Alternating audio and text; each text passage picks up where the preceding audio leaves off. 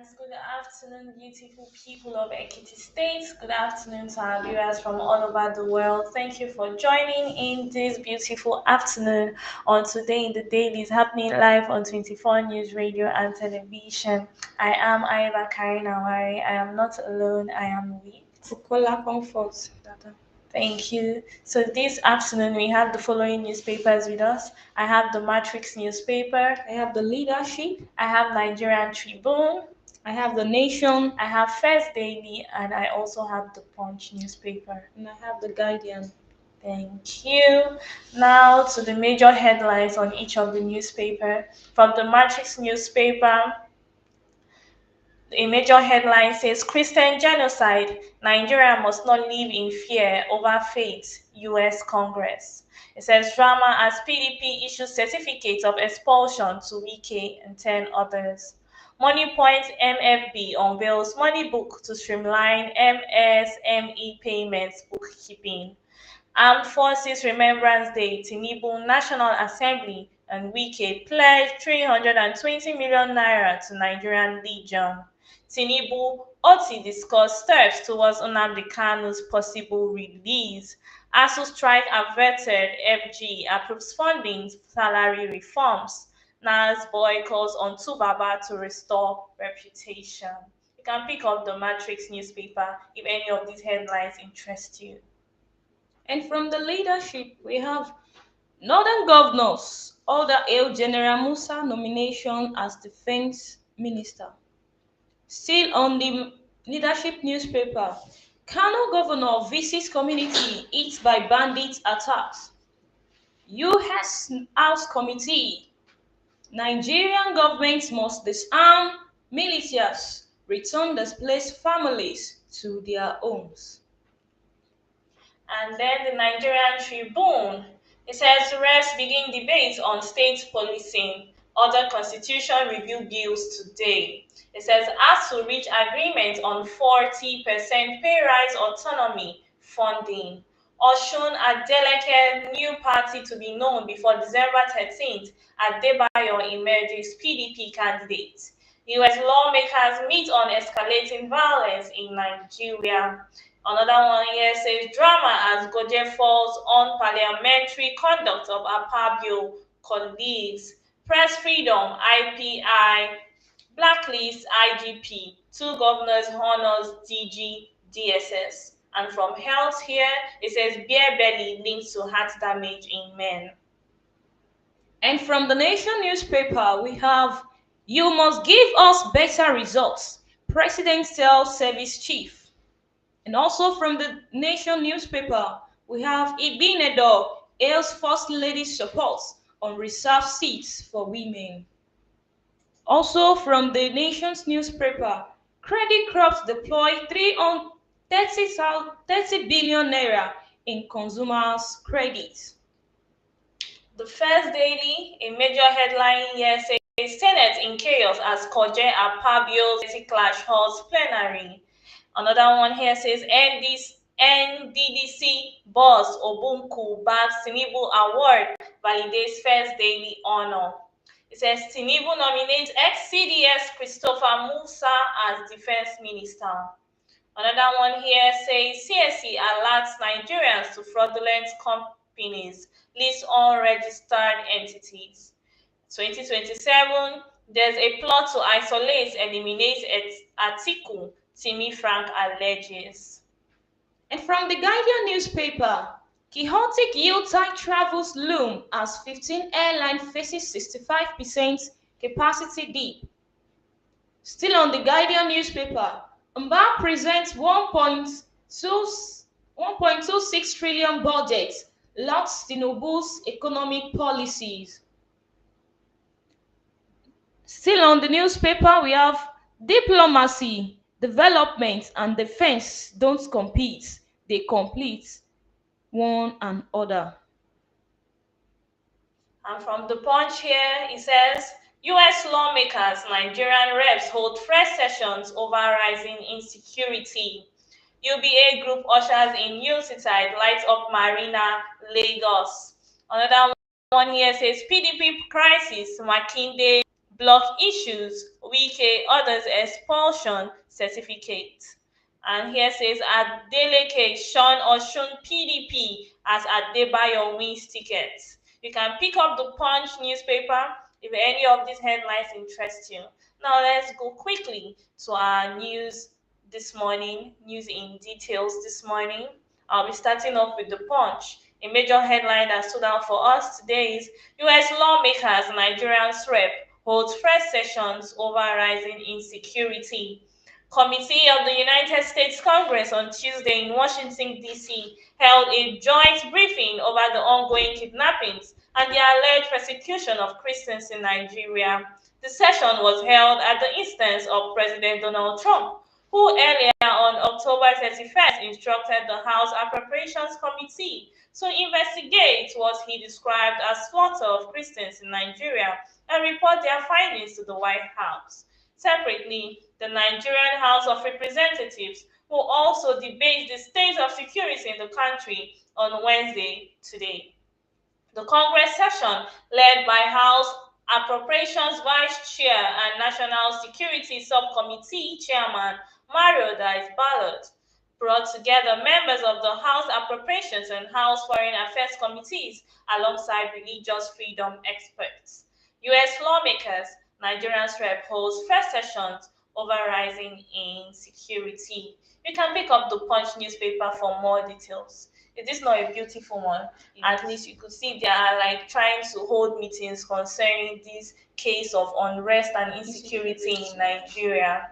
Let's hope something good comes out of this I meeting. hope so.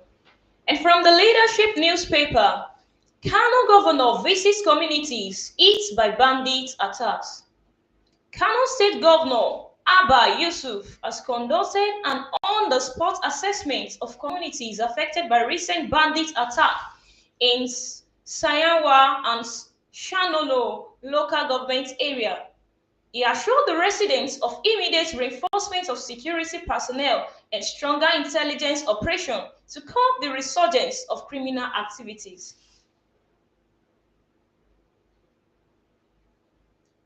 He assured the residents of immediate reinforcement of security personnel and stronger intelligence operations to curb the insurgence of criminal activities. The commander, 3 Brigade, Brigadier General Mohammed Tuko, who received the governor, said the Joint Task Force JTF had intensified patrol across vulnerable areas, including Sondu, Yanchibi, and Ganao. He said, despite recent incursion by bandits, the troops have remained resolute.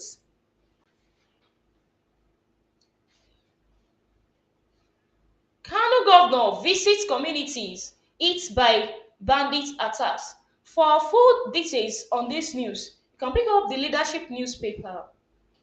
Another one from the Punch here tells us Adeleke shuns Oshun PDP primary as Adebayo emerges governorship candidate. Oshun State Governor Ademola Adeleke and other key leaders in the Democratic Party in the state were absent on Tuesday as the party held its governorship primary, where Adedamola Adebayo emerged as the PDP candidate for 2026 Oshun governorship election.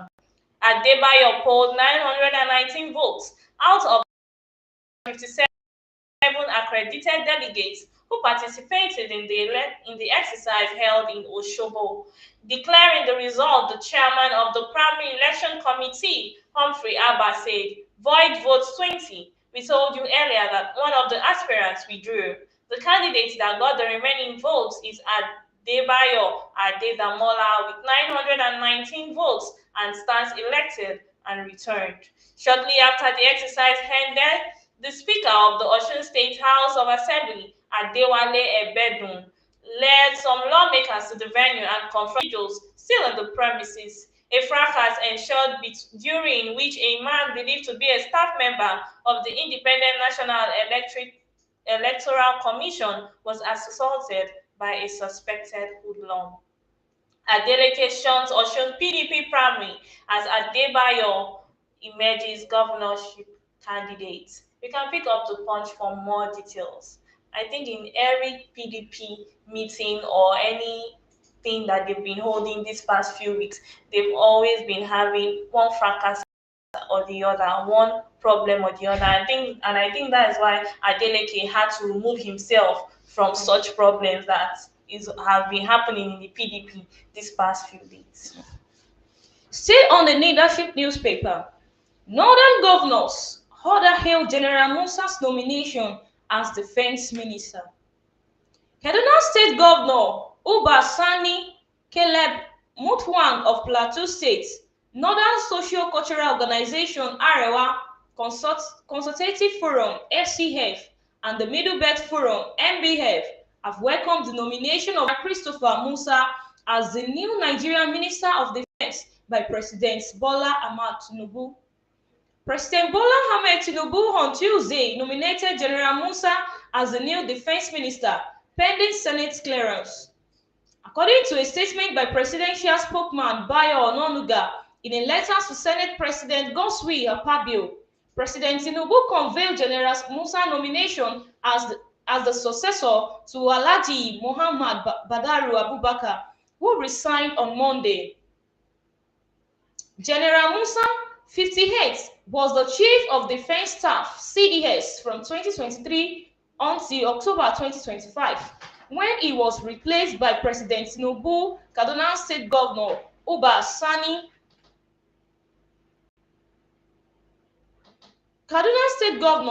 Sani Caleb Mutwang of Plateau State, Northern Socio-Cultural Organization and the Middle Belt have welcomed the nomination of General Musa.